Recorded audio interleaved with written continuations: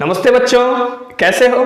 उम्मीद है आप सभी लोग अच्छे होंगे और आपकी तैयारी भी बेहतर तरीके से चल रही होगी। तो बच्चों, आज के इस मैराथन क्लास में हम आपको 3 ऐसे इंपॉर्टेंट क्वेश्चन बताने वाले हैं जो आपके बोर्ड पेपर सेट में 5 नंबर या 3 नंबर में पूछता है। हो सकता है कि इस साल के आपके बोर्ड पेपर सेट में इन तीनों प्रश्नों में से कोई 2 प्रश्न या कोई एक प्रश्न जरूर पूछे। तो बच्चों, आप मेरे साथ वीडियो में अंत तक बने रहिएगा और इन तीनों प्रश्नों के बेसिक कॉन्सेप्ट को अच्छे से सीख लीजिएगा, ताकि इसके बाद आने वाले न्यूमेरिकल्स के वीडियो में आपको न्यूमेरिकल लगाने में तनिक भी दिक्कत ना हो। तो बच्चों, ये तीनों प्रश्न क्या हैं हम आपको बता देते हैं। पहला प्रश्न है संयुक्त सूक्ष्मदर्शी अथवा यौगिक सूक्ष्मदर्शी। दूसरा प्रश्न है खगोलीय दूरदर्शी अथवा अपवर्ती दूरदर्शी। और बच्चों, तीसरा प्रश्न है परावर्ती दूरदर्शी। आप इन तीनों प्रश्नों के सभी बेसिक कॉन्सेप्ट को अच्छे से क्लियर कर लेंगे, तब इनसे संबंधित जितने भी मल्टीपल चॉइस क्वेश्चन होंगे, 1 नंबर क्वेश्चन होंगे, 2 नंबर क्वेश्चन होंगे, या इनसे रिलेटेड जो भी न्यूमेरिकल्स आपको अगले वीडियो में हम आपको बताएंगे, वो सभी के सभी न्यूमेरिकल्स आप अच्छे से कर पाएंगे और आपको न्यूमेरिकल्स लगाने में थोड़ा भी दिक्कत नहीं होगा। तो बच्चों, पेन और कॉपी उठा लीजिए और आप मेरे साथ साथ हर एक कॉन्सेप्ट को क्लियर करते चलिए। तो चलिए बच्चों, हम इस मैराथन क्लास को स्टार्ट करते हैं। सबसे पहले हम आपको बता दें कि कोई वस्तु हमें दिखाई कब देती है। कोई वस्तु हमें दिखाई कब देती है? बच्चों, जब कोई प्रकाश किसी वस्तु पे आपतित होता है तो वहां से परावर्तित प्रकाश हमारे मानव नेत्र में कार्निया के माध्यम से प्रवेश करता है और रेटिना पर जाकर वास्तविक व उल्टा प्रतिबिंब बनाता है। यदि बच्चों रेटिना पर वास्तविक व उल्टा प्रतिबिंब बनता है, तब हमें वस्तु क्या होती है? स्पष्ट दिखाई देती है। बच्चों, मानव नेत्र की प्रकृति क्या होती है? मानव नेत्र की प्रकृति बच्चों होती है अभिसारी। ये आप ध्यान रखना, ये कभी कभी बहुविकल्पी में पूछता है कि मानव नेत्र की प्रकृति कैसी होती है। तो बच्चों, क्या होती है? अभिसारी होता है। ठीक है। स्पष्ट दृष्टि की न्यूनतम दूरी क्या होती है? मानव नेत्र की जो स्पष्ट दृष्टि की न्यूनतम दूरी होती है बच्चों, वो आपकी होती है 25 सेंटीमीटर। तो स्वस्थ मानव नेत्र से हम बहुत अधिक दूर की वस्तु को भी देख सकते हैं और बहुत नजदीक वस्तु को भी देख सकते हैं। लेकिन यदि हमें बहुत अधिक दूर की वस्तु को देखना है और बहुत सूक्ष्म वस्तु को देखना है तो हम स्पष्ट नहीं देख सकते हैं। तो बहुत अधिक दूर की वस्तु को देखने के लिए या बहुत अधिक सूक्ष्म वस्तु को देखने के लिए हम प्रयोग किसका करते हैं? प्रकाशिक यंत्रों का प्रयोग करते हैं। जो प्रकाशिक यंत्र इस वीडियो में हम पढ़ने वाले हैं, वो प्रकाशिक यंत्र क्या है? संयुक्त सूक्ष्मदर्शी। संयुक्त सूक्ष्मदर्शी के माध्यम से हम क्या करते हैं? छोटी वस्तुओं के आकार को बड़ा करके देखते हैं और पास करके देखते हैं। ठीक। और दूरदर्शी के माध्यम से दूर की वस्तुओं को पास करते हैं और उसके आकार को बड़ा करके हम उस वस्तु को स्पष्ट देख पाते हैं। अब आगे की बात बताने से पहले हम आपको बताते हैं कि दर्शन कोण क्या होता है। बच्चों, हम आपको बता दें कि दर्शन कोण क्या होता है। ठीक। तो वस्तु द्वारा हमारी आंख पर बनाया गया जो कोण है, जैसे वस्तु है, वस्तु द्वारा हमारी आंख पर बनाया गया जो कोण है उसे हम कहते हैं दर्शन कोण। तो बच्चों, दर्शन कोण जितना बड़ा होगा, दर्शन कोण जितना बड़ा होगा, वस्तु हमें आकार में उतना ही बड़ी दिखाई देगी। मतलब ये दूरदर्शी और सूक्ष्मदर्शी का काम क्या है? दूरदर्शी और सूक्ष्मदर्शी का काम ये है दर्शन कोण को बड़ा कर देना। जैसे मान लीजिए बहुत अधिक दूर वस्तु है, तो बहुत अधिक दूर वस्तु हमारी आंख पे दर्शन कोण बना रही है, लेकिन वो दर्शन कोण क्या है? बहुत छोटा है, जिससे हमें वस्तु स्पष्ट दिखाई नहीं दे रही है। तो जब हम दूरदर्शी को लगा लेते हैं तो वो वस्तु हमें नजदीक भी दिखाई देती है और आकार में क्या होती है? बड़ा दिखाई देती है। तो दूरदर्शी करता क्या है? किस सिद्धांत पे काम करता है? दूरदर्शी उस वस्तु और हमारी आंख के बीच का जो दर्शन कोण है उसे बड़ा कर देता है। ठीक है। और जब हमको सूक्ष्म वस्तु को देखना रहता है तो हम सूक्ष्मदर्शी का प्रयोग करते हैं। तो सूक्ष्मदर्शी का भी काम यही है कि सूक्ष्म वस्तुएं और हमारी आंख के बीच का जो दर्शन कोण बन रहा है उस दर्शन कोण को क्या करती है? बड़ा कर देती है, जिससे वह वस्तु हमें स्पष्ट दिखाई देती है और आकार में बड़ी दिखाई देती है। अब हम आपको बताते हैं आवर्धन क्षमता। क्या बताते हैं? आवर्धन क्षमता। आवर्धन क्षमता। अब आप मेरी बात को समझना कि आवर्धन क्षमता क्या होता है। बच्चों, होता क्या है? हम दूर की वस्तु को देखते हैं, स्पष्ट दिखाई नहीं देता है, तो हम क्या करते हैं? प्रकाशिक यंत्र लगाते हैं। तो दर्शन कोण बनता है। मतलब प्रकाशिक यंत्र लगाने के बाद बना दर्शन कोण तथा वस्तु द्वारा बना आंख पर दर्शन कोण के अनुपात को हम कहते हैं आवर्धन क्षमता। ठीक है, मतलब प्रकाशिक यंत्र से बने प्रकाशिक यंत्र से बने प्रतिबिंब, प्रकाशिक यंत्र से बने प्रतिबिंब द्वारा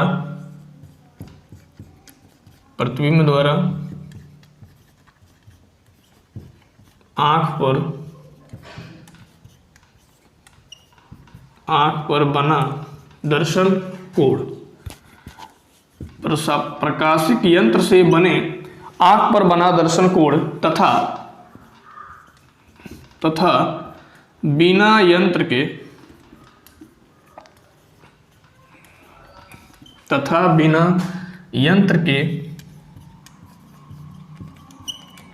वस्तु द्वारा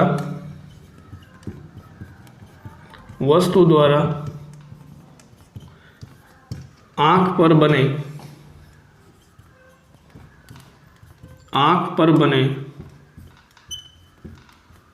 दर्शन कोण के अनुपात को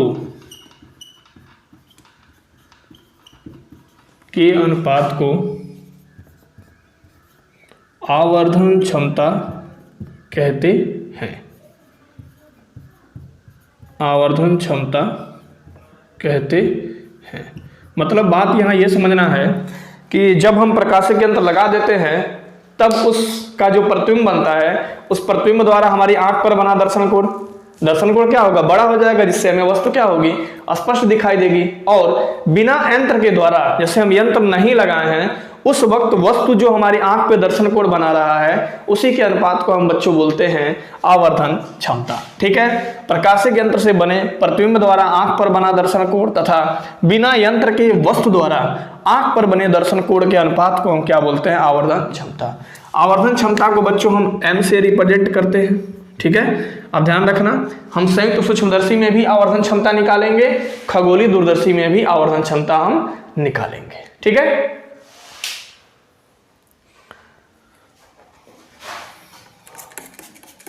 तो चलिए अब हम आपको बताते हैं कि संयुक्त सूक्ष्मदर्शी या यौगिक सूक्ष्मदर्शी क्या होता है। आपको पहले से पता है सूक्ष्मदर्शी का प्रयोग हम क्यों करते हैं, सूक्ष्म वस्तुओं को देखने के लिए हम सूक्ष्मदर्शी का प्रयोग करते हैं। सूक्ष्मदर्शी करता क्या है, वो सूक्ष्म वस्तु और हमारी आंख के बीच का जो दर्शन कोण बन रहा है उस दर्शन कोण को क्या करता है, बड़ा कर देता है, जिससे हमें वस्तु क्या होती है, स्पष्ट दिखाई देती है। तो आपको हम बता दें, यह एक ऐसा प्रकाशिक यंत्र है जो आंख के समीप स्थित अत्यधिक छोटी वस्तुओं को देखने के लिए उपयोग किया जा सकता है। संयुक्त सूक्ष्मदर्शी क्या है, मतलब यह एक ऐसा प्रकाशिक यंत्र है जो आंख के समीप स्थित अत्यधिक छोटी वस्तुओं को देखने के लिए उपयोग किया जा सकता है। ठीक, अब हम इसे कहते हैं सूक्ष्मदर्शी। संयुक्त सूक्ष्मदर्शी किसे कहेंगे, संयुक्त का मतलब दो सूक्ष्मदर्शी को जोड़ना। मतलब हम कर क्या रहे हैं, आवर्धन क्षमता को बढ़ाने के लिए दो अलग अलग लेंसों से बने सूक्ष्मदर्शी का प्रयोग करते हैं। ठीक है, आवर्धन क्षमता को क्या करते हैं, बढ़ाने के लिए। आवर्धन क्षमता क्यों बढ़ाते हैं, आवर्धन क्षमता बढ़ाएंगे तो दर्शन कोण क्या होगा, बड़ा बनेगा, और दर्शन कोण बच्चों यदि बड़ा बनेगा तो वस्तु हमें क्या होगी, स्पष्ट दिखाई देगी। तो कह रहा है कि आवर्धन क्षमता बढ़ाने के लिए दो अलग अलग लेंसों से बने सूक्ष्मदर्शी का प्रयोग करते हैं, जिसे हम संयुक्त सूक्ष्मदर्शी कहते हैं। ठीक है, तो आपको अच्छे से समझ में आ गया होगा कि संयुक्त सूक्ष्मदर्शी की परिभाषा में हम क्या लिखेंगे। यह एक ऐसा प्रकाशिक यंत्र है जो आंख के समीप स्थित अत्यधिक छोटी वस्तुओं को देखने के लिए उपयोग किया जा सकता है। यदि आपके एग्जाम में संयुक्त सूक्ष्मदर्शी आता है तो सबसे पहले परिभाषा लिखना, फिर उसका संरचना लिखना, संरचना के बाद प्रतिबिंब बनाना, और प्रतिबिंब बनाने के बाद बच्चों उसकी आवर्धन क्षमता को निकाल लेना। ठीक है, तो पहले आप परिभाषा क्या लिखेंगे कि यह एक ऐसा प्रकाशिक यंत्र है जो आंख के समीप स्थित अत्यधिक छोटी वस्तुओं को देखने के लिए उपयोग किया जा सकता है। और आवर्धन क्षमता को बढ़ाने के लिए हम क्या करते हैं, दो अलग अलग लेंसों से बने सूक्ष्मदर्शी का प्रयोग करते हैं, जिसे हम क्या कहते हैं, संयुक्त सूक्ष्मदर्शी। ठीक है, अभी हम आपको संयुक्त सूक्ष्मदर्शी या यौगिक सूक्ष्मदर्शी का परिभाषा बताए, उसके बाद बच्चों इसका संरचना लिखना होता है। तो संरचना में क्या होता है, धातु की एक बेलनाकार नली होती है जिसके एक सिरे पर, धातु की एक बेलनाकार नली होती है जिसके एक सिरे पर कम फोकस दूरी और छोटे द्वारक का उत्तल लेंस होता है। कम फोकस दूरी और छोटे द्वारक का उत्तल लेंस होता है जिसे हम बच्चों क्या कहते हैं, अभिदृश्यक लेंस कहते हैं। क्या कहते हैं? अभिदृश्यक लेंस कहते हैं। ठीक है, इसमें क्या होती है, धातु की एक बेलनाकार नली होती है, उसके एक सिरे पर कम फोकस दूरी और छोटे द्वारक का उत्तल लेंस होता है जिसे हम अभिदृश्यक लेंस कहते हैं। और इसके दूसरे सिरे पर बड़ी फोकस दूरी और बड़े द्वारक का उत्तल लेंस होता है। बड़ी फोकस दूरी और बड़े द्वारक का उत्तल लेंस होता है जिसे हम क्या कहते हैं, नेत्रिका लेंस कहते हैं। ठीक है, मतलब वस्तु आपका अभिदृश्यक लेंस की तरफ रहेगा और नेत्र आपका नेत्रिका लेंस की तरफ रहेगा। ठीक है, और दोनों बच्चों क्या है, ये उत्तल लेंस है। ये आप ध्यान रखना, दोनों क्या है, ये उत्तल लेंस है। इसके फोकस पर क्रॉस तार लगा होता है। इसके फोकस पर बच्चों क्या लगा होता है, क्रॉस तार लगा होता है। और ये जो व्यवस्था है इसमें दंतुर दंड चक्र व्यवस्था लगी होती है। क्या लगी होती है, दंतुर दंड चक्र व्यवस्था। अभी हम आपको लिख के भी बताएंगे कि इसकी संरचना में आपको क्या लिखना है। तो बच्चों आप देख रहे हैं कि संयुक्त सूक्ष्मदर्शी की संरचना में दो उत्तल लेंस हैं। एक कम फोकस दूरी और छोटे द्वारक का उत्तल लेंस है जिसे हम क्या कहते हैं, अभिदृश्यक लेंस कहते हैं। और दूसरा है बड़ी फोकस दूरी और बड़े द्वारक का उत्तल लेंस है जिसे हम बोलते हैं नेत्रिका लेंस। इसमें क्रॉस तार लगा होता है और ये दंतुर दंड चक्र व्यवस्था से जुड़ी होती है। दंतुर दंड चक्र व्यवस्था का मतलब ये है कि नेत्रिका लेंस को हम इसकी सहायता से आगे पीछे खिसका करके इसकी फोकस दूरी को एडजस्ट कर सकते हैं। मतलब संरचना में बच्चों आप क्या लिखेंगे, आप लिखेंगे कि इसमें धातु की एक बेलनाकार नली होती है। इसमें धातु की एक बेलनाकार नली होती है। इसके एक सिरे पर कम फोकस दूरी तथा छोटे द्वारक का उत्तल लेंस होता है जिसे हम अभिदृश्यक लेंस कहते हैं। ठीक, इसके दूसरे सिरे पर, किसके, नली के दूसरे सिरे पर बड़ी फोकस दूरी तथा बड़े द्वारक का एक उत्तल लेंस होता है जिसे हम नेत्रिका लेंस कहते हैं। और इसके फोकस पे क्रॉस तार लगा होता है और इसमें दंतुर दंड चक्र व्यवस्था होती है। इस व्यवस्था के माध्यम से नेत्रिका लेंस को हम आगे पीछे खिसका सकते हैं। बात समझ में आ गई संरचना? तो बच्चों संयुक्त सूक्ष्मदर्शी की परिभाषा क्या है, आवर्धन क्षमता को बढ़ाने के लिए दो अलग अलग लेंसों से बने सूक्ष्मदर्शी का प्रयोग करते हैं जिसे हम संयुक्त सूक्ष्मदर्शी कहते हैं। और संयुक्त सूक्ष्मदर्शी का उपयोग छोटी छोटी वस्तुओं को देखने में किया जाता है। और इसकी बच्चों संरचना क्या है, इसमें धातु की एक बेलनाकार नली होती है। इसके एक सिरे पर कम फोकस दूरी तथा छोटे द्वारक का एक उत्तल लेंस होता है जिसे हम अभिदृश्यक लेंस कहते हैं। और नली के दूसरे सिरे पर बड़ी फोकस दूरी तथा बड़े द्वारक का एक उत्तल लेंस होता है जिसे हम नेत्रिका लेंस कहते हैं। इसके फोकस पर क्रॉस तार लगा होता है और इसमें दंतुर दंड चक्र व्यवस्था होती है। इस व्यवस्था के माध्यम से हम नेत्रिका लेंस को आगे पीछे खिसका सकते हैं। बात समझ में आ गई संरचना? अब हम आपको बताते हैं कि इसकी संरचना लिखनी कैसी है। ठीक है, देखिए इसमें धातु की एक बेलनाकार नली होती है जिसके एक सिरे पर कम फोकस दूरी तथा कम द्वारक का उत्तल लेंस लगा होता है जिसे अभिदृश्यक लेंस कहते हैं। अभी हम आपको जैसा बताए सेम वैसे ही संरचना में लिख देना है। फिर आपको बताना है कि इस नली के दूसरे सिरे पर अधिक फोकस दूरी तथा बड़े द्वारक का उत्तल लेंस लगा होता है जिसे नेत्रिका या अभिनेत्र लेंस कहते हैं। ठीक, फिर हम आपको बताए थे कि इसमें फोकस पर क्रॉस तार लगे होते हैं। उपकरण में लगी दंतुर दंड चक्र व्यवस्था द्वारा नेत्रिका लेंस को आगे पीछे खिसकाकर दोनों लेंसों के बीच की दूरी को बदला जा सकता है। तो एग्जाम में बच्चों सबसे पहले संयुक्त सूक्ष्मदर्शी हेडिंग डालना, उसके बाद उसकी परिभाषा लिखना, परिभाषा के बाद संरचना जरूर लिखना और संरचना के बाद आपको क्या बनाना है, प्रतिबिंब बनाना है। और प्रतिबिंब के बाद आप इसकी आवर्धन क्षमता को निकालेंगे। ठीक है, तो अब बच्चों आपको हम बताते हैं कि संयुक्त सूक्ष्मदर्शी में प्रतिबिंब कैसे बनेगा। अभी हम आपको क्या बताए, संयुक्त सूक्ष्मदर्शी की परिभाषा लिखना सिखाए, संरचना बताए। अब हम आपको बताते हैं प्रतिबिंब का बनना। ठीक है, तो बच्चों आप सभी को पता है कि इसमें धातु की एक बेलनाकार नली होती है जिसके एक सिरे पर कम फोकस दूरी व छोटे द्वारक का उत्तल लेंस होता है। ठीक है, इसके एक सिरे पर क्या होता है बच्चों, कम फोकस दूरी व छोटे द्वारक का उत्तल लेंस होता है। ठीक है, जिसे हम क्या कहते हैं, अभिदृश्यक लेंस कहते हैं। ठीक, तो बच्चों ये आपका है मुख्य अक्ष, ये आपका है मुख्य अक्ष। तो सबसे पहले नली के एक सिरे पे जो छोटे फोकस दूरी और कम द्वारक का उत्तल लेंस है वहां प्रतिबिंब कैसे बनेगा उसको आप बना लो। तो ये आपका प्रकाशिक केंद्र है। तो बच्चों अभिदृश्यक लेंस में प्रकाशिक केंद्र को O से रिप्रेजेंट करते हैं, ध्यान दीजिएगा आप।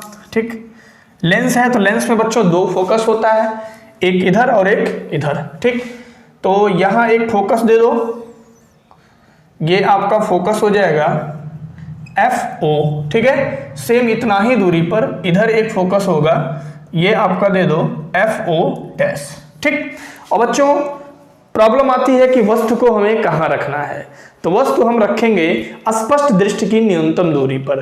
स्पष्ट दृष्टि की न्यूनतम दूरी को हम कैपिटल D से रिप्रेजेंट करते हैं और वो दूरी होती है 25 सेंटीमीटर। ठीक है, तो स्पष्ट दृष्टि की न्यूनतम दूरी पर हम एक वस्तु रखते हैं, वस्तु AB। वस्तु क्या है, AB। ठीक है, तो अब मुख्य अक्ष के समांतर जाने वाली प्रकाश की किरण, मुख्य अक्ष के समांतर जाने वाली प्रकाश की किरण अपवर्तन के पश्चात कहां से होकर जाती है, तो अपवर्तन के पश्चात बच्चों मुख्य फोकस से होकर जाती है। क्लियर, अब आप ध्यान दो। और एक किरण को आप प्रकाशिक केंद्र से गुजार दो, तो प्रकाशिक केंद्र से जाने वाली जो किरणें होती हैं ये अपवर्तन के पश्चात सीधी रेखा में आगे निकल जाती है। तो बच्चों यहां आपका अभिदृश्यक लेंस द्वारा प्रतिबिंब बन गया, पहला प्रतिबिंब प्राप्त हो गया यहां पे, ये हो गया आपका A डैश B डैश। ठीक, अब आप देखो नली के दूसरे सिरे पर बड़े फोकस दूरी और बड़े द्वारक का उत्तल लेंस है, बड़ी फोकस दूरी और बड़े द्वारक का उत्तल लेंस है। थोड़ा इसको हम करीब कर ले रहे हैं। ठीक है, तो यहां पे बच्चों क्या है, बड़ी फोकस दूरी और बड़े द्वारक का उत्तल लेंस है। ठीक है, बड़ी फोकस दूरी और बड़े द्वारक का, तो इसे हम बोलते हैं नेत्रिका लेंस। इसके प्रकाशिक केंद्र को हम कैपिटल E से रिप्रेजेंट करेंगे। ठीक, इधर भी, इसमें भी बच्चों मुख्य फोकस होगा। तो सपोज इसका मुख्य फोकस यहाँ पे है FE और जितनी दूरी पर इधर मुख्य फोकस है ये मुख्य फोकस आपका इधर भी है। ठीक है, आप परेशान मत होना बनाने से। जैसे मान लीजिए यदि आप नेत्रिका लेंस को थोड़ा और दूर बनाए तो मुख्य फोकस उसका थोड़ा और दूरी पर बनेगा। ये जो मुख्य फोकस है ना, कभी यहाँ पे भी आ सकता है और यहाँ पे भी आ सकता है, इसमें कोई दिक्कत नहीं है। जिस हिसाब से आप फिगर बनाएंगे मुख्य फोकस उसी हिसाब से आएगा। ठीक, अब आप देखो एक चीज हम आपको बताए थे, बहुत पहले ही बता रखे हैं कि जब दो लेंस पास पास होते हैं या जहां पर दो लेंस के प्रतिबिंब का बनना सिखाया जाता है तो पहले लेंस द्वारा जो बनाया गया प्रतिबिंब है वो दूसरे लेंस के लिए आभासी वस्तु का कार्य करता है। तो बच्चों यहाँ भी जो पहला लेंस है वो आपका है कम फोकस दूरी और छोटे द्वारक का, जिसे हम अभिदृश्यक लेंस कहते हैं। और इस लेंस द्वारा जो बनाया गया प्रतिबिंब है वो है A dash B dash. A dash B dash इस बड़ी फोकस दूरी और बड़े द्वारक का जो लेंस है जिसे हम अभिनेत्र लेंस या नेत्रिका लेंस कहते हैं, इस लेंस के लिए आभासी वस्तु का कार्य करेगा। ठीक है, तो बच्चों ये A डैश B डैश इस लेंस के लिए आभासी वस्तु का कार्य कर रहा है। तो यहां से चलने वाली प्रकाश की किरणें जो मुख्य अक्ष के समांतर चलती है, ठीक है, अपवर्तन के पश्चात मुख्य फोकस से होकर जाती है। कहां से होकर जाती है? मुख्य फोकस से होकर जाती है। अब आप ध्यान दो, एक प्रकाश किरण को इसके प्रकाशिक केंद्र से गुजारो तो प्रकाशिक केंद्र से जो जाने वाली किरणें हैं ये अपवर्तन के पश्चात सीधे निकल जाती हैं। अपवर्तन के पश्चात सीधे निकल जाती हैं। तो इन किरणों को बच्चों पीछे की तरफ हम बढ़ाएंगे और जहां पे ये बढ़ेंगी पीछे की तरफ ऐसे आप बढ़ा दीजिए तो कहीं न कहीं जा कर के ये एक दूसरे को कट करेंगे, ठीक है। जहां पे ये कट करती हैं वहीं आपका बन जाता है अंतिम प्रतिबिंब A डबल डैश और B डबल डैश। एक बात और हम आपको सिखा दें, ये जो अंतिम प्रतिबिंब A double dash B double dash बना है, ये स्पष्ट दृष्टि की न्यूनतम दूरी से लेकर के अनंत तक कहीं भी बन सकता है। जिस हिसाब से आप फिगर बनाओगे उसी हिसाब से ये प्रतिबिंब बनेगा। हो सकता है कि इसको बढ़ाने पर ये दोनों किरणें यहीं पे मिल जाएं तो यहीं प्रतिबिंब बन जाएगा, हो सकता है कि थोड़ी और दूर जाए, ठीक। मतलब कहां से कहां तक बनेगी, स्पष्ट दृष्टि की न्यूनतम दूरी से लेकर अनंत तक अंतिम प्रतिबिंब कहीं भी बन सकता है। अब आप देखो, तो प्रतिबिंब A double dash B double dash है, यहां बच्चों क्या है A डैश B डैश है, ठीक है। वस्तु क्या है हमारी AB है। तो प्रकाशिक यंत्र लगाने के बाद का जो दर्शन कोण है और यंत्र लगाने से पहले का जो दर्शन कोण होता है उसी के अनुपात को हम बोलते हैं आवर्धन क्षमता। क्या बोलते हैं, आवर्धन क्षमता। तो पहले हम संयुक्त फोकस दूरी का परिभाषा लिखे, परिभाषा के बाद उसका संरचना और संरचना के बाद हम उसका प्रतिबिंब बनाए। अब प्रतिबिंब बनाने के बाद बच्चों हम क्या करेंगे, इसकी आवर्धन क्षमता निकालेंगे, ठीक है। अब आप जरा बात को समझो, अंतिम प्रतिबिंब द्वारा जो बनाया गया कोण है उसे हम दर्शन कोण कहते हैं और वस्तु द्वारा जो बनाया गया कोण है उसे भी हम क्या कहते हैं, दर्शन कोण कहते हैं। और इन दोनों कोणों के अनुपात को, मतलब अंतिम प्रतिबिंब द्वारा बनाया गया दर्शन कोण तथा वस्तु द्वारा बनाया गया दर्शन कोण के अनुपात को हम बोलते हैं आवर्धन क्षमता, ठीक है। तो यहाँ पे जो दर्शन कोण बना है ये है आपका बीटा और यहाँ पे जो दर्शन कोण बना है ये है आपका अल्फा, ठीक है। तो दो प्रतिबिंब है, A डैश B डैश है और A double dash B double dash है। तो हम जो कैलकुलेशन करेंगे अंतिम प्रतिबिंब A डैश B डैश को मान के करेंगे। बात क्लियर। अब जरा एक चीज और देखो, AB वस्तु अभिदृश्यक लेंस से V0 दूरी पे है, U0 सॉरी, क्योंकि लेंस से जो वस्तु तक की दूरी होती है उसको U से रिप्रेजेंट करते हैं, UO लिखा हूं क्योंकि यह अभिदृश्यक लेंस है, ठीक है। तो अभिदृश्यक लेंस से प्रतिबिंब तक की दूरी जो है बच्चों वो है आपका VO। अब आप बात क्लियर। तो अभिदृश्यक लेंस द्वारा जो बनाया गया प्रतिबिंब है A डैश B डैश, नेत्रिका लेंस के लिए क्या कर रहा है, वस्तु का कार्य कर रहा है। तो नेत्रिका लेंस से A डैश B डैश तक की जो दूरी होगी, नेत्रिका लेंस से वस्तु तक की दूरी होगी जिसे हम UE से रिप्रेजेंट करेंगे। बात क्लियर। तो अब हम निकालते हैं आवर्धन क्षमता। तो बच्चों आवर्धन क्षमता M बराबर जो होता है अंतिम प्रतिबिंब द्वारा बनाया गया दर्शन कोण बीटा बटे वस्तु द्वारा बनाया गया दर्शन कोण अल्फा के बराबर होता है, ठीक है। तो जो दर्शन कोण बनता है बच्चों ये अत्यंत छोटा होता है, ठीक है, बहुत ज्यादा बड़ा नहीं होता है, उतना ही बड़ा होता है जिससे हमें वस्तु स्पष्ट दिखाई देगी, क्योंकि दर्शन कोण जितना बड़ा होगा वस्तु हमें उतना ही अच्छा दिखाई देगा, ठीक है। तो बीटा की वैल्यू हम निकालेंगे। सबसे पहले हम लिख देंगे कि बीटा व अल्फा अत्यंत छोटे हैं, बीटा व अल्फा अत्यंत छोटे हैं, इसलिए बीटा बराबर 10 बीटा, ठीक है। अब देखो आप यहाँ एक त्रिभुज बन रहा है, ठीक है, त्रिभुज बन रहा है ना, A डैश B डैश, ठीक है। तो tan थीटा बराबर होता है लंब बटे आधार। तो इस त्रिभुज में आपका लंब हो जाएगा A डैश B डैश और आधार हो जाएगा EA डैश, ठीक है। अब हम निकालते हैं बच्चों वस्तु द्वारा बना दर्शन कोण अल्फा। तो अल्फा बराबर होगा 10 अल्फा और 10 अल्फा देखो इस त्रिभुज में आएगा OAB में, ठीक है। तो tan थीटा बराबर क्या होता है, लंब बटे आधार। तो लंब है बच्चों यहाँ पे AB और आधार आपका हो जाएगा OA, ठीक है, OA। अब हम निकालते हैं आवर्धन क्षमता। तब आवर्धन क्षमता M बराबर बीटा की जगह हम लिख देंगे A डैश B डैश बटे EA डैश बटे अल्फा की जगह हम लिख देंगे AB बटे OA। अब आप देखो तो आवर्धन क्षमता M बराबर हो जाएगा ए डैश बी डैश बटे ए बी। अब इसको पलटी मारेंगे तो ओ ए ऊपर चला जाएगा, तो इधर हो जाएगा ओ ए बटे ई ए डैश। अब बात करेंगे चिन्ह परिपाटी की, ठीक है। चिन्ह परिपाटी के द्वारा हम ए डैश बी डैश बटे ए बी और ओ ए बटे ई ए डैश की वैल्यू निकालेंगे। वैल्यू निकाल करके इसमें पुट करेंगे तो संयुक्त सूक्ष्मदर्शी या यौगिक सूक्ष्मदर्शी की आवर्धन क्षमता का सूत्र प्राप्त हो जाएगा, ठीक है। अब देखिए, अब हम लिखेंगे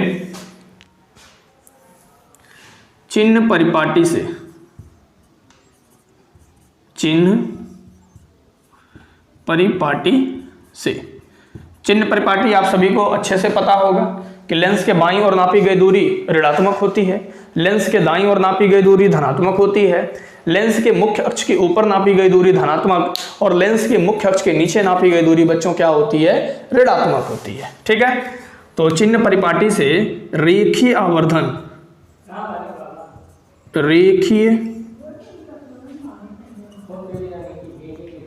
रेखीय आवर्धन m बराबर, रेखीय आवर्धन क्या होता है, प्रतिबिंब की लंबाई बटे वस्तु की लंबाई के अनुपात को हम क्या कहते हैं, रेखीय आवर्धन कहते हैं।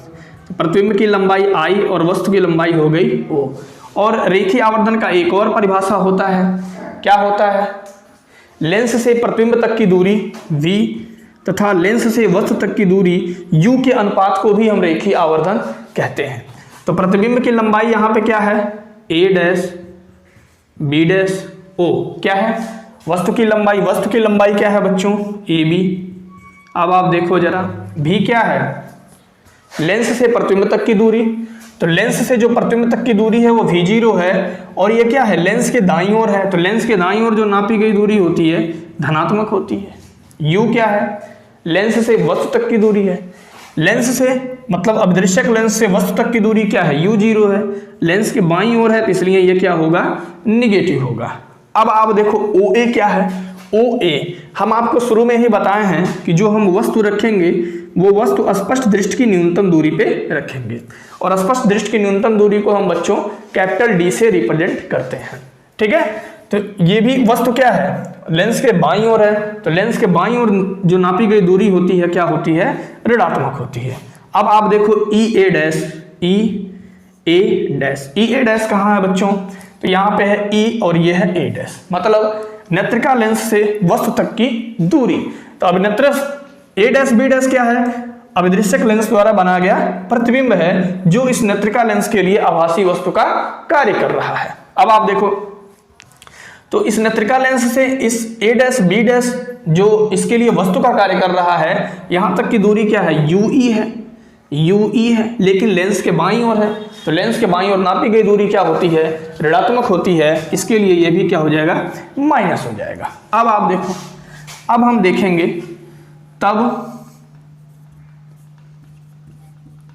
तब आवर्धन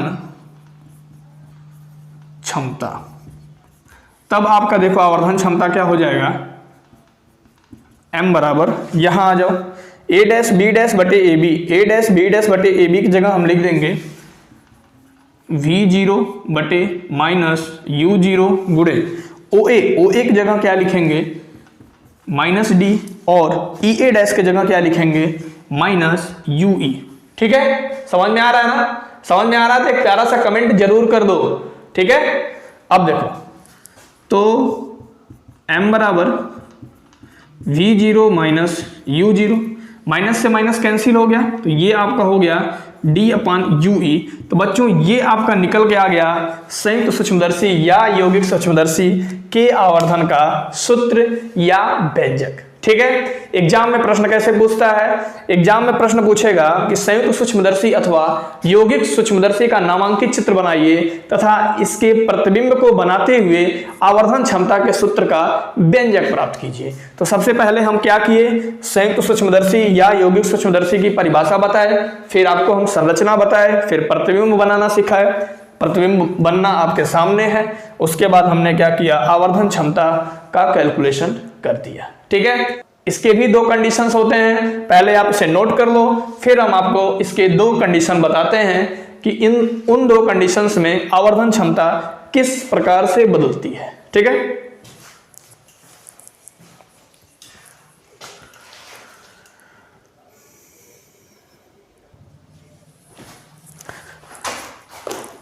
तो संयुक्त सूक्ष्मदर्शी और यौगिक सूक्ष्मदर्शी की आवर्धन क्षमता निकल के आ गई m बराबर V0 upon minus U0 into D अपान UE। अब बात आती है कि सूक्ष्मदर्शी की लंबाई क्या होगी, मतलब संयुक्त सूक्ष्मदर्शी अथवा यौगिक सूक्ष्मदर्शी की लंबाई क्या होगी। ठीक है, सूक्ष्मदर्शी की लंबाई।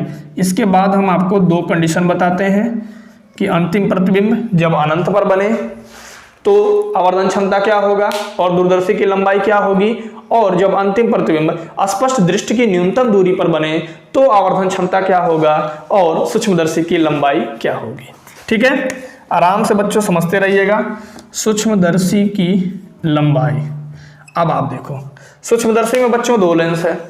ठीक है, संयुक्त सूक्ष्मदर्शी में दो लेंस है, एक है आपका अभिदृश्यक लेंस और दूसरा क्या है, नेत्रिका लेंस। ठीक है, तो इन दोनों लेंसों के बीच की जो दूरी होती है वही आपकी सूक्ष्मदर्शी की लंबाई होती है। ठीक है, तो यहां से यहां तक की दूरी V0 है और यहां से यहां तक की दूरी बच्चों क्या है, UE है। तो सूक्ष्मदर्शी की लंबाई निकल के आपकी आ जाएगी V0 प्लस UE।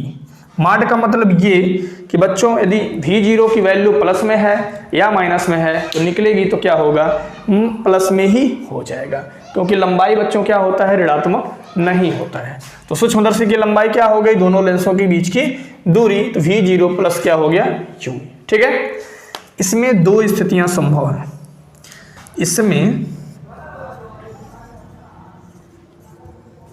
इसमें दो स्थितियां संभव है,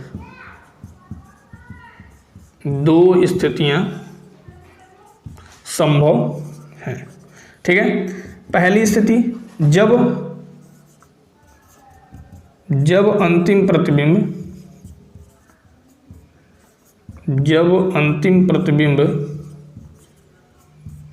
अनंत पर बने। कहाँ बने, जब अंतिम प्रतिबिंब अनंत पर बने। ठीक है, तो बच्चों जब अंतिम प्रतिबिंब अनंत पर बनेगा तो V इक्वल्स टू होगी VE बराबर हो जाएगा इनफाइनाइट। ठीक है, और U इक्वल्स टू बच्चों हो जाएगा माइनस UE और F इक्वल्स टू हो जाएगा प्लस FE। ठीक है, क्योंकि उत्तल लेंस की फोकस दूरी क्या होती है, धनात्मक होती है। तो यदि अंतिम प्रतिबिंब कहाँ पर बने, स्पष्ट दृष्टि की न्यूनतम अंतिम प्रतिबिंब कहाँ पर बने, अनंत पर बने, तो क्या होगा।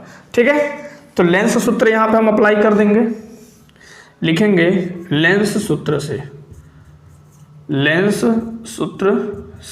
तो लेंस सूत्र बच्चों होता है 1/v minus 1/u equals to 1/f। ठीक है, अब आप ध्यान देना, तो 1/v ये हो गया इनफाइनाइट माइनस u की वैल्यू क्या है, माइनस UE है, और 1/f की जगह क्या लिखेंगे, FE। ठीक है, तो माइनस माइनस बच्चों क्या हो गया, प्लस हो गया, तो 1/UE बराबर हो गया 1/FE। यदि आप इसे सीधा करते हैं तो क्या निकल के आ जाएगा, FE बराबर UE। ठीक है, FE बराबर UE। तब जब अंतिम प्रतिबिंब आपका अनंत पर बनेगा तो इसकी आवर्धन क्षमता क्या हो जाएगी, तब इसकी आवर्धन क्षमता चेंज हो जाएगी बच्चों, क्या हो जाएगा, V0 upon minus U0 into D अपान UE की जगह क्या हो जाएगा, FE हो जाएगा। ठीक है, ये कब की आवर्धन क्षमता है, जब इसका प्रतिबिंब अनंत पर बने। अंतिम प्रतिबिंब कहाँ बने, अनंत पर बने। तो सूक्ष्मदर्शी की लंबाई भी चेंज होगी, तो सूक्ष्मदर्शी की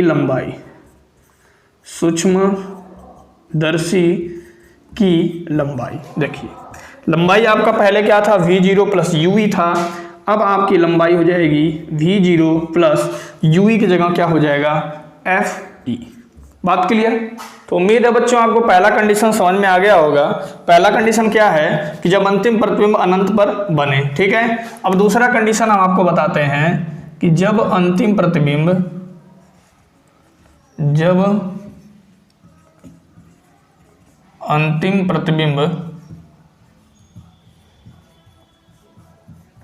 स्पष्ट दृष्टि की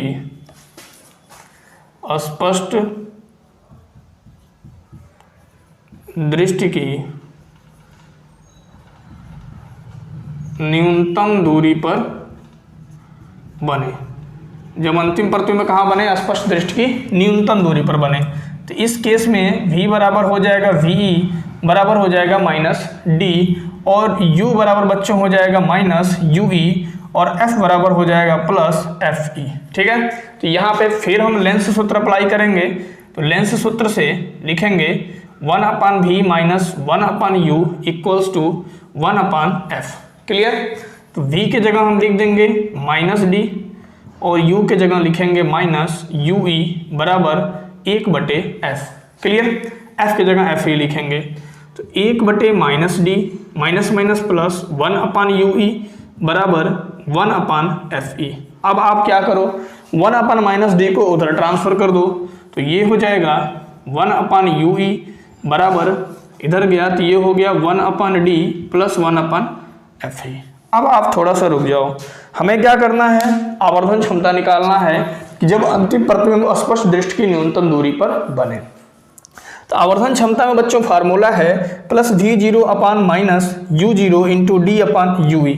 तो जब प्रतिबिंब अनंत पर था तो UE का मान FE के बराबर आ गया था, तो हम इसमें डायरेक्ट वैल्यू पुट कर लिए थे, UE की जगह क्या किए थे, FE लिख दिए थे। लेकिन इसमें ऐसा कुछ नहीं है, क्या आया है 1/UE आया है।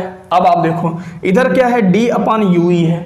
ठीक है, यदि हम 1/UE को D/UE बना दें तो D/UE की वैल्यू यहाँ से निकल जाएगी, और इस वैल्यू को डायरेक्ट उठा के हम यहाँ पुट करेंगे, आवर्धन क्षमता निकल जाएगा।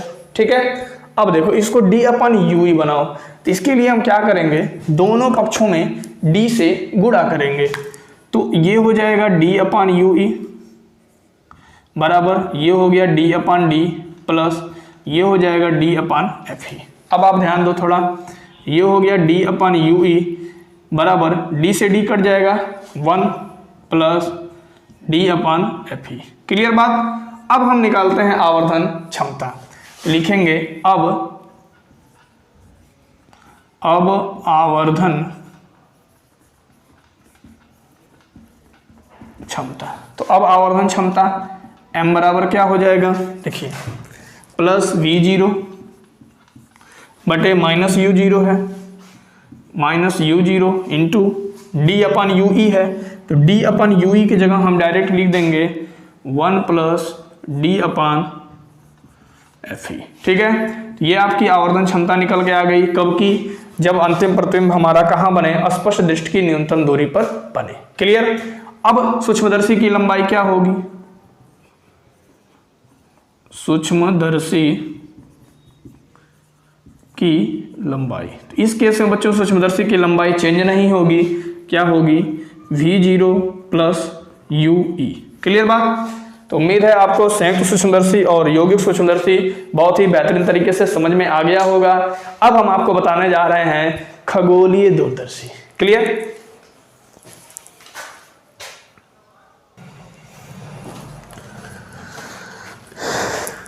तो संयुक्त सूक्ष्मदर्शी और यौगिक सूक्ष्मदर्शी के बाद हम आपको बताने जा रहे हैं खगोलीय दूरदर्शी।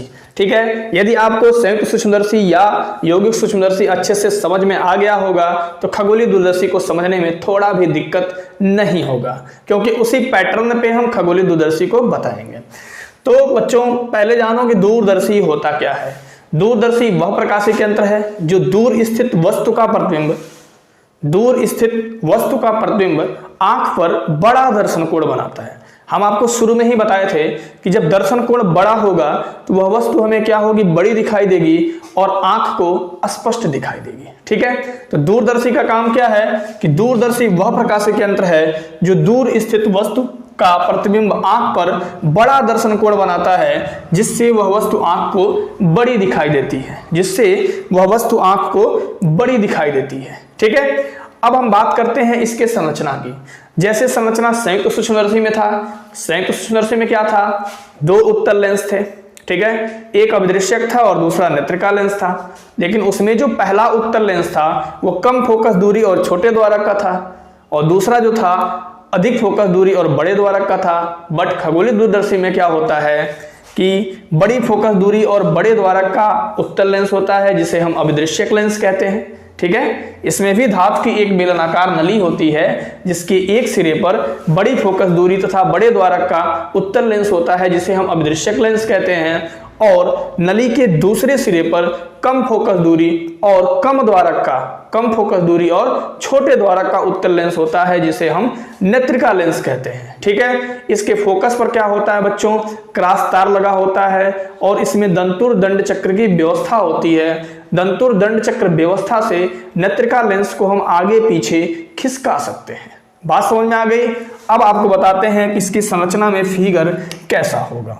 इसमें क्या होता है, एक उत्तल लेंस होता है जो बड़ी फोकस दूरी और बड़े द्वारक का होता है।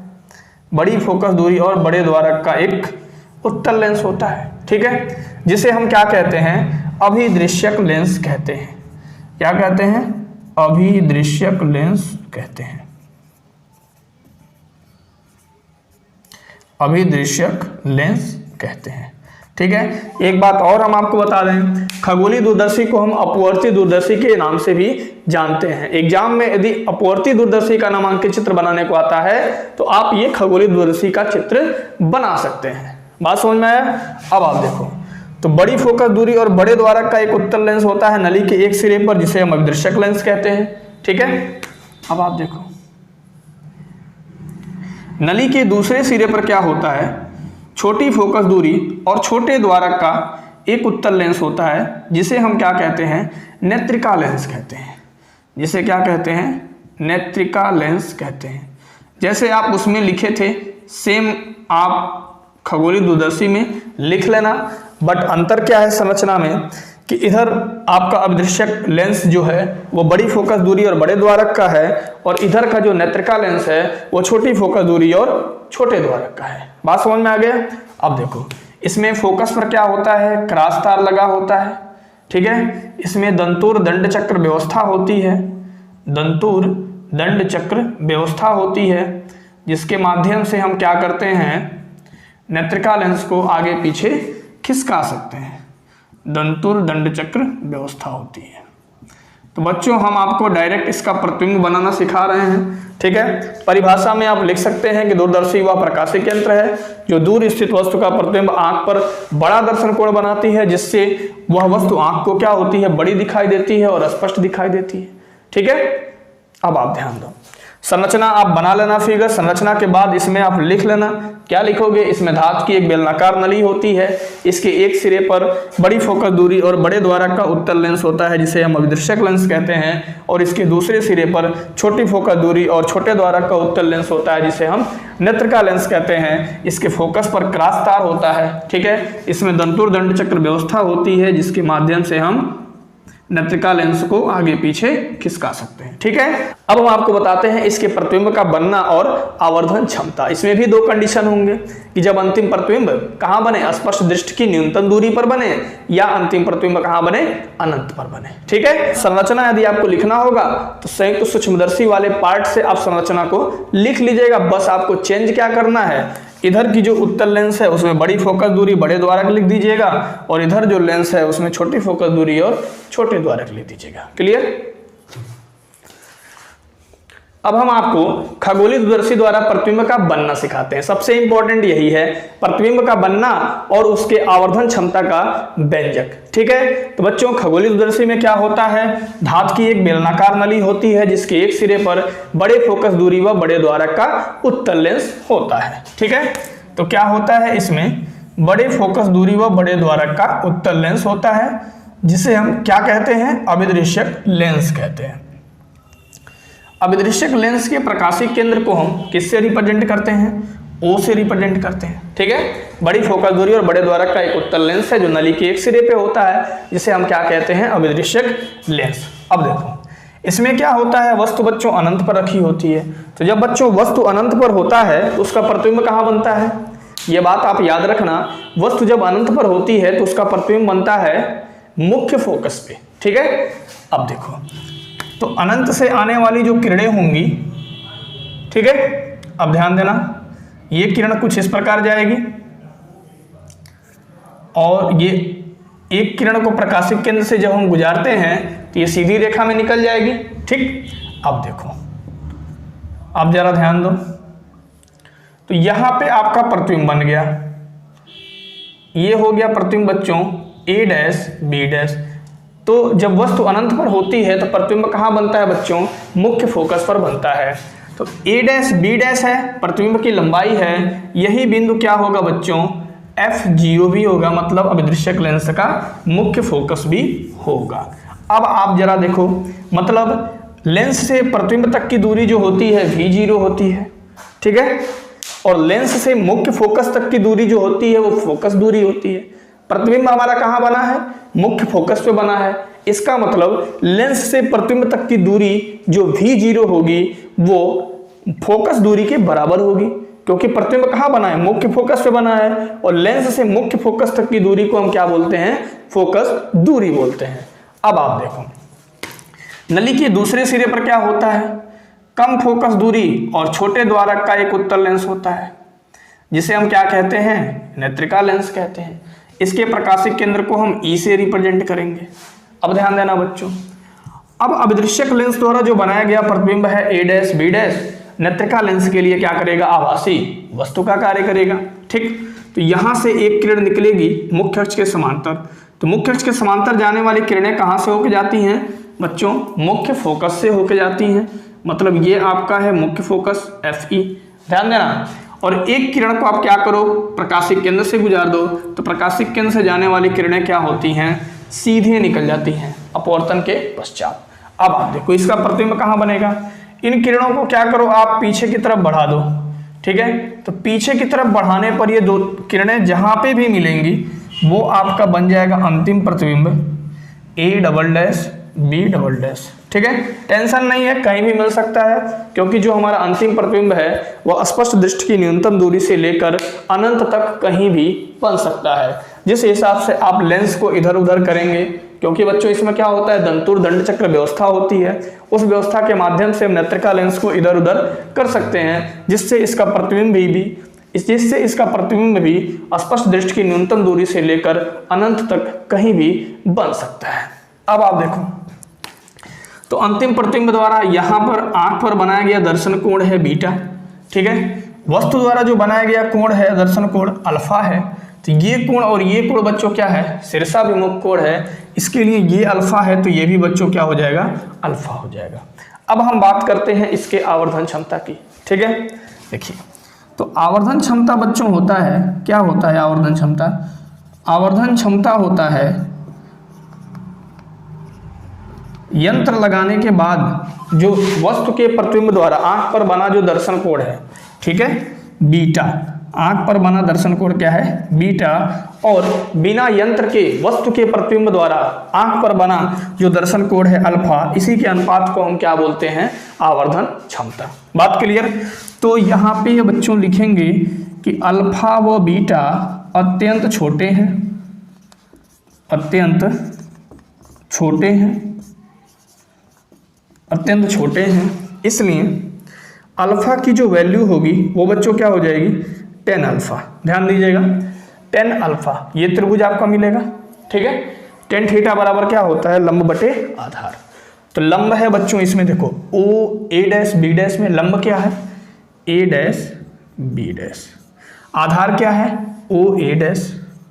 ध्यान देना। अब आप देखो यहाँ से आप बीटा निकालोगे तो बीटा इक्वल्स टू हो जाएगा 10 बीटा, और 10 बीटा की वैल्यू हो जाएगी लंब बटे आधार, ठीक है। तो लंब क्या है यहाँ पे A डैश B डैश, आधार क्या है बच्चों E A डैश। ध्यान देना, ठीक है। बहुत ही जबरदस्त डेरिवेशन है ये आवर्धन क्षमता का। तब आपका आवर्धन क्षमता हो जाएगा m बराबर बीटा बटे अल्फा है, तो बीटा की वैल्यू क्या है, बीटा की वैल्यू है बच्चों A डैश B डैश बटे E A डैश, ठीक है। और अल्फा की वैल्यू है A डैश B डैश बटे O A डैश। क्लियर बात। अब आप ध्यान दो जरा, ये हो जाएगा A डैश B डैश बटे A dash B dash, OA को पलटी मारो ऊपर जाएगा, तो ये हो जाएगा OA डैश बटे E A डैश। तो A डैश B डैश से A dash B dash cancel. अब m बराबर देखो OA डैश है ना, चिन्ह परिपाटी ले लो, m बराबर लिख लो पहले, फिर चिन्ह परिपाटी लेता हूँ, OA डैश बटे EA डैश, ठीक। अब हम लिखेंगे चिन्ह परिपाटी से, चिन्ह परिपाटी से। अब ध्यान देना जरा, ओ ए डैश क्या है, ओ ए डैश, ओ ए डैश, ओ ए डैश क्या है, लेंस से प्रतिबिंब तक की दूरी। लेकिन बच्चों प्रतिबिंब कहाँ बन रहा है, मुख्य फोकस पे बन रहा है, तो लेंस से जो प्रतिबिंब तक की दूरी है वो क्या होगी, फोकस दूरी के बराबर होगी। तो इसलिए जो अभिदृश्यक लेंस की फोकस दूरी हो जाएगी वो हो जाएगी प्लस f0। ओ ए डैश की वैल्यू क्या हो गई, f0। कैसे, ओ ए डैश क्या है, लेंस से प्रतिबिंब तक की दूरी है और प्रतिबिंब हमारा मुख्य फोकस पे बन रहा है, तो लेंस से जो प्रतिबिंब तक की दूरी है वो फोकस दूरी के क्या है, बराबर है। अब आप ध्यान दो, ई ए डैश क्या होगा, ई ए डैश, ई मतलब नेत्रिका लेंस से ए डैश, ये ए डैश बी डैश नेत्रिका लेंस के लिए वस्तु का कार्य कर रहा है, आभासी वस्तु का, ठीक है। तो इस नेत्रिका लेंस से यहां तक की जो दूरी होगी वो होगी यू ई। बच्चों लेंस के बाईं ओर है इसलिए क्या होगा, माइनस यू ई, क्योंकि लेंस के बाईं ओर जो नापी गई दूरी होती है वो क्या होती है, ऋणात्मक होती है। अब आपकी आवर्धन क्षमता क्या हो जाएगी, अब आपका आवर्धन क्षमता हो जाएगा f0 plus f0 upon minus ui, ठीक है। अब देखो तो ये आपका ओरिजिनल सूत्र निकल गया दूरदर्शी की आवर्धन क्षमता का, plus f0 upon minus ui। अब हम निकालते हैं दूरदर्शी की लंबाई, दूरदर्शी की लंबाई। हम आपको बताए थे कि दूरदर्शी या सूक्ष्मदर्शी की लंबाई क्या होती है, दोनों लेंसों के बीच की दूरी। दोनों लेंसों के बीच की दूरी मतलब अभिदृश्यक लेंस के प्रकाशिक केंद्र से नेत्रिका लेंस के प्रकाशिक केंद्र तक की दूरी। तो ये है अभिदृश्यक लेंस का प्रकाशिक केंद्र और ये है नेत्रिका लेंस का प्रकाशिक केंद्र। तो यहां से यहां तक की दूरी क्या है बच्चों, ओ ए डैश। अभी हम आपको क्या बताए, ये आपका है f0, ठीक है, और यहां से यहां तक की दूरी क्या है, ये है आपका ui, ठीक। तो दूरदर्शी की लंबाई हो जाएगी f0 प्लस ui, ठीक है। अब हम आपको बताते हैं खगोलीय दूरदर्शी में भी दो कंडीशन है। पहला कंडीशन ये है कि जब अंतिम प्रतिबिंब अनंत पर बने, और दूसरा कंडीशन है कि जब अंतिम प्रतिबिंब स्पष्ट दृष्टि की न्यूनतम दूरी पर बने। बात क्लियर, अभी आप इसे नोट कर लो, फिर हम दोनों कंडीशन आपको समझाते हैं।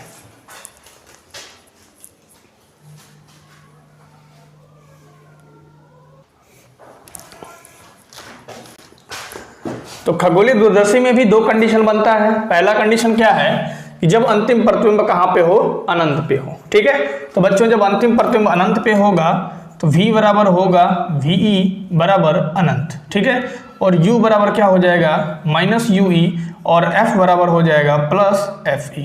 तो यहाँ पे भी हम क्या करेंगे, लेंस सूत्र अप्लाई करेंगे, लेंस सूत्र से। तो लेंस सूत्र जब अप्लाई करेंगे तो 1/v minus 1/u equal to 1/f, ठीक। तो 1/v भी क्या है आपका इनफाइनाइट है, और u है आपका माइनस ui बराबर 1/fe, ठीक है। तो 1/इनफाइनाइट की वैल्यू बच्चों क्या होती है, 0 होती है, और माइनस माइनस क्या होगा, प्लस, मतलब 1/ui बराबर 1/fe, ठीक है। तो अब आपका निकल के आ जाएगा ui बराबर fe, ठीक है। तो ओरिजिनल आवर्धन क्षमता आपका क्या है, plus f0 upon minus ui, ठीक है। तो जब अंतिम प्रतिबिंब अनंत पर बनेगा तब आपकी आवर्धन क्षमता निकल के आ जाएगी प्लस f0 अपान ui की वैल्यू क्या है बच्चों, fe के बराबर है, कब, जब अंतिम प्रतिबिंब अनंत पर बने तब, ठीक। और आपकी जो दूरदर्शी की लंबाई होगी, लंबाई निकल के आ जाएगी f0 प्लस ui की जगह आप लिख सकते हो fe। बात क्लियर।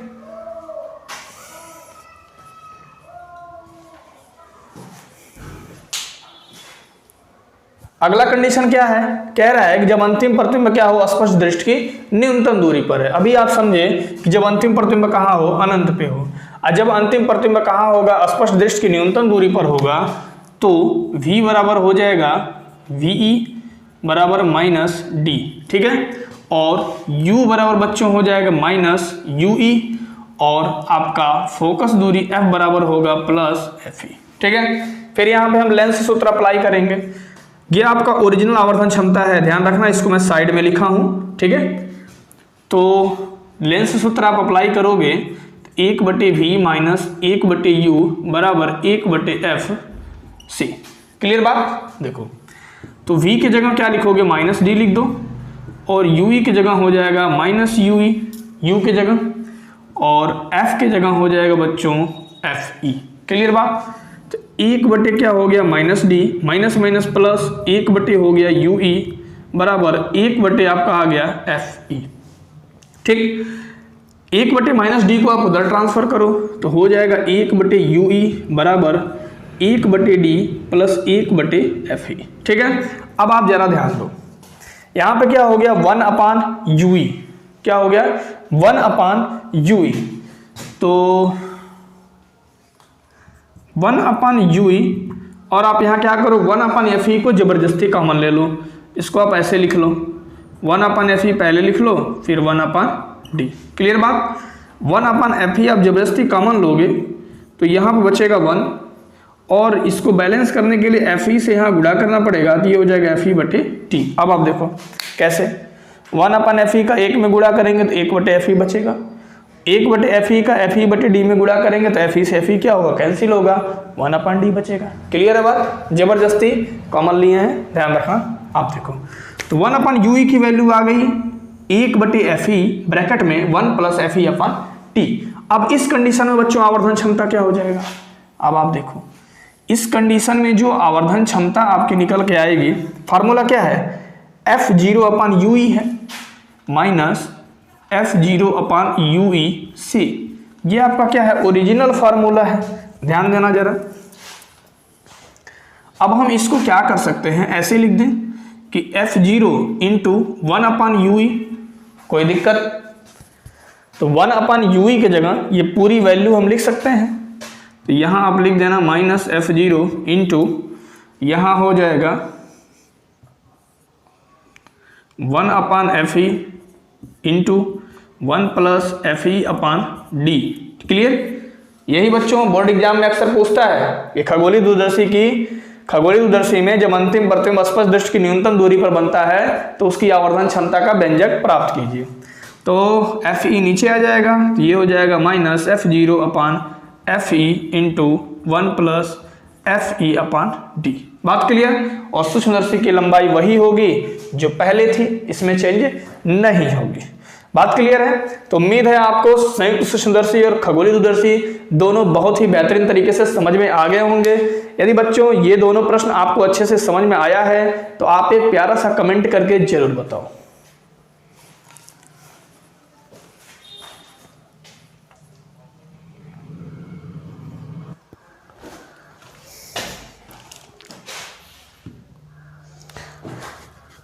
अब हम आपको बताते हैं परावर्ती दूरदर्शी हम क्यों प्रयोग करते हैं। सबसे पहले हम आपको यही बताते हैं क्योंकि बच्चों इसका जो प्रश्न पूछता है एग्जाम में, ये पूछता है कि परावर्ती दूरदर्शी का नामांकित चित्र बनाइए। मैक्सिमम बार यही पूछा है कि परावर्ती दूरदर्शी का नामांकित चित्र बनाइए। ठीक है, अभी हम आपको बताए थे संयुक्त सूक्ष्मदर्शी और खगोलीय दूरदर्शी क्यों परावर्ती दूरदर्शी की जरूरत पड़ी। ठीक है, जो आपका अपवर्ती दूरदर्शी है या खगोलीय दूरदर्शी है उससे चमकीला प्रतिबिंब प्राप्त करने के लिए जो अभिदृश्यक लेंस है उसकी फोकस दूरी को बहुत बड़ा करना पड़ेगा और उसके द्वारक को भी बहुत बड़ा करना पड़ेगा। ठीक है, ये करना बहुत कठिन है और एक बहुत ही जटिल प्रक्रिया है और महंगा भी है। इसलिए हम चमकीला प्रतिबिंब प्राप्त करने के लिए अपवर्ती दूरदर्शी का प्रयोग न करके हम करते हैं परावर्ती दूरदर्शी का प्रयोग। ठीक है बच्चों, परावर्ती दूरदर्शी क्यों प्रयोग करते हैं? क्योंकि खगोलीय दूरदर्शी या अपवर्ती दूरदर्शी से चमकीला प्रतिबिंब प्राप्त करना कठिन होता है, क्योंकि चमकीला प्रतिबिंब प्राप्त करने के लिए अभिदृश्यक लेंस की फोकस दूरी को बहुत अधिक बढ़ाना पड़ता है और उसके द्वारक को बहुत बड़ा करना पड़ता है, जिसको करना क्या है, बहुत कठिन है और एक जटिल प्रक्रिया है और यदि हम उसको करते भी हैं किसी तरह तो बहुत महंगा है। समझ गए? इसलिए हम चमकीला प्रतिबिंब प्राप्त करने के लिए परावर्ती दूरदर्शी का प्रयोग करते हैं। अब हम आपको बताते हैं कि परावर्ती दूरदर्शी में प्रतिबिंब कैसे बनता है।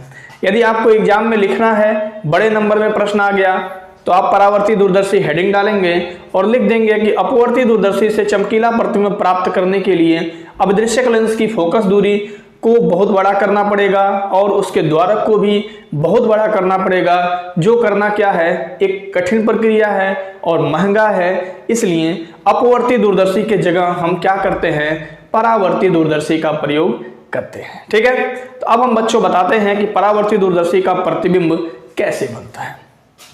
तो परावर्ती दूरदर्शी में क्या होता है, अभिदृश्यक की जगह एक हम अवतल दर्पण बनाते हैं।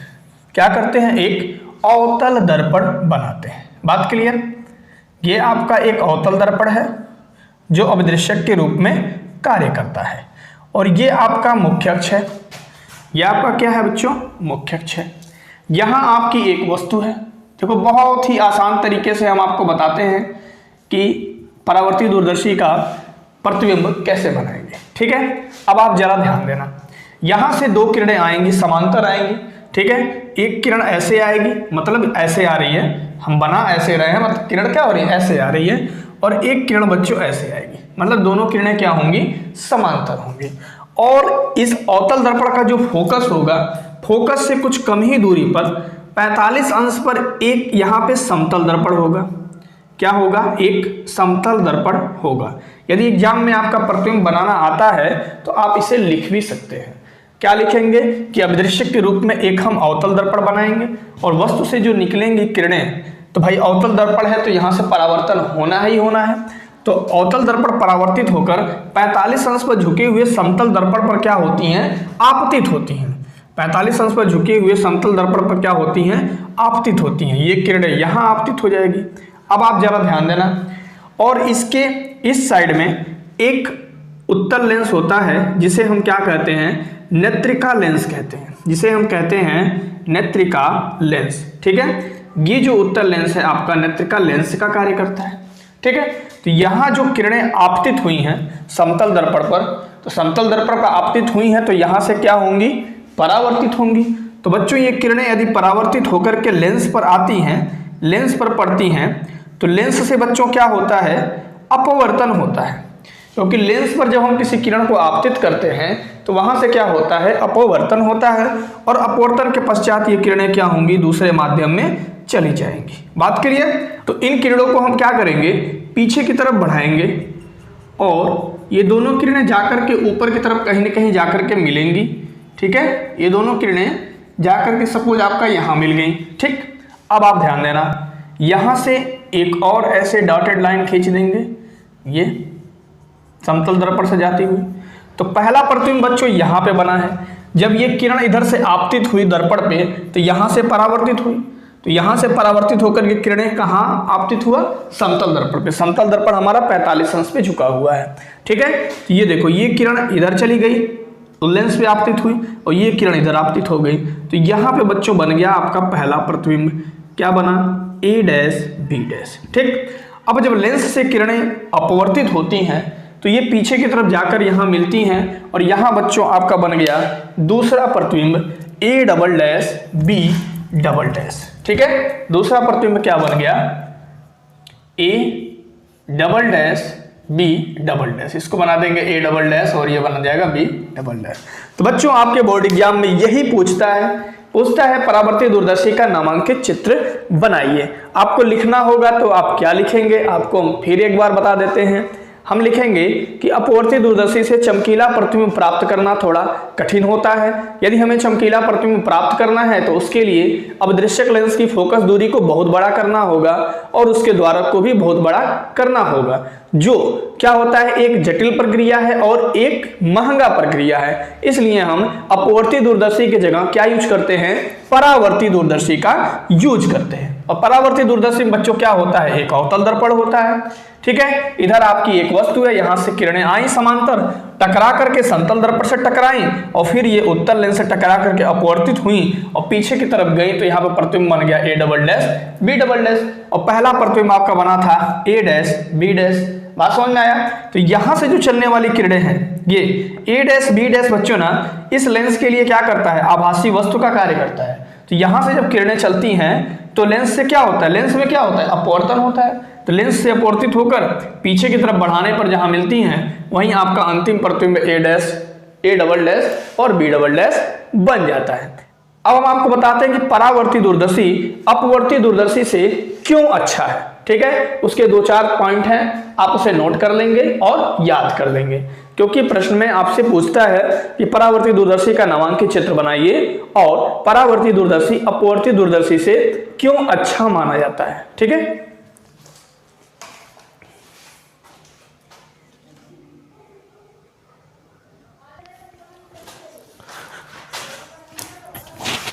तो अब हम बताते हैं परावर्ती दूरदर्शी की विशेषता, या यूं कह लो कि परावर्ती दूरदर्शी अपवर्ती दूरदर्शी से श्रेष्ठ क्यों है।